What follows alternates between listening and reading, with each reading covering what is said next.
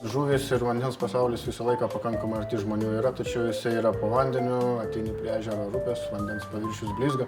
Kas ten jame yra, tiesą sakant, nelabai matosi. Tai gamtos pažinimo prasme žuvis yra pakankamai toks nepažintas pasaulis. Tai šios programos metu manau, kad mokiniai artimiau susipažįsta tiek su visų povandeniniu pasauliu, tiek su žuvininkystės žuvimis ir teikiamomis naudomis. Šituose projektuose dalyvauti naudingiausia tai pradėti mokykliniam jauname amžiuje. Tai 1, 4, 5, 8 klasės yra būtent tas amžius, kuris leidžia mums supažindinti juos su galbūt po kažkiek tai laiko būsimaisiais darbais.